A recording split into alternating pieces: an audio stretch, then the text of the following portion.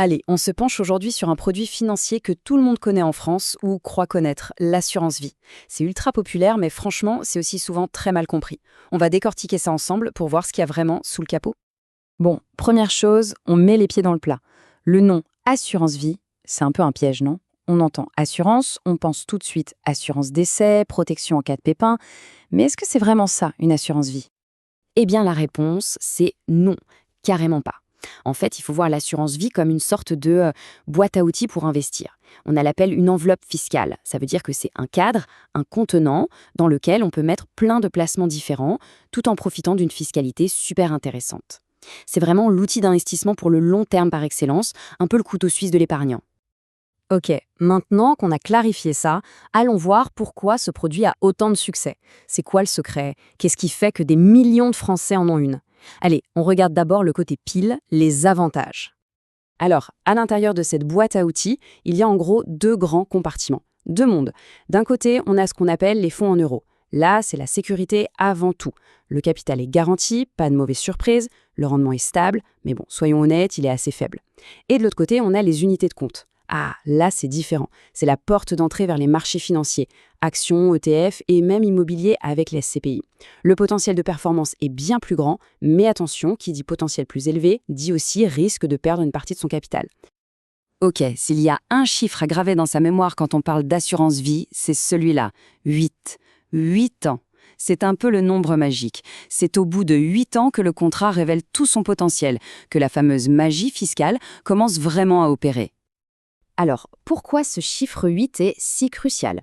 Eh bien, une fois qu'on a passé ce cap des 8 ans, si on veut retirer de l'argent, la fiscalité sur les gains devient beaucoup plus douce. Il y a un abattement annuel assez généreux qui entre en jeu.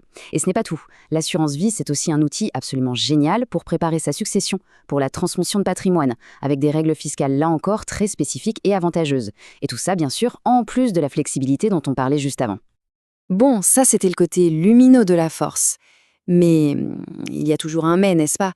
Tout outil a un coût, et c'est là qu'on va retourner la pièce pour regarder la face cachée, celle dont on parle moins mais qui est pourtant essentielle, les frais.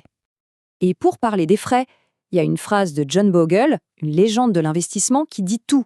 Il disait « Ce que vous ne voyez pas dans les frais, vous le perdez dans les années ». C'est tellement vrai. Les frais, c'est l'ennemi invisible qui ronge la performance, petit à petit, sans faire de bruit. Sur le long terme, leur impact est colossal. Concrètement, de quels frais parle-t-on? Eh bien, il y en a de plusieurs sortes, attention. D'abord, les frais d'entrée ou frais sur versement. À chaque fois qu'on met de l'argent, hop, une petite partie est prélevée. Ensuite, il y a les frais de gestion, qui sont prélevés tous les ans sur l'ensemble de notre épargne. Et pour finir, les frais d'arbitrage, si on décide de changer ses investissements d'un support à un autre. Quand on additionne tout ça, la note peut devenir salée.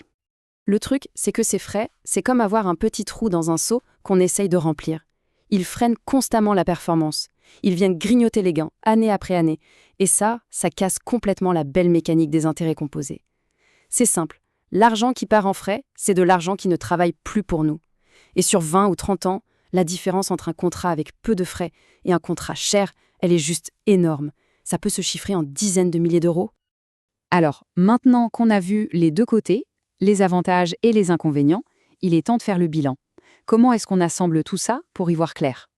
Finalement, l'assurance vie, c'est vraiment un exercice d'équilibre.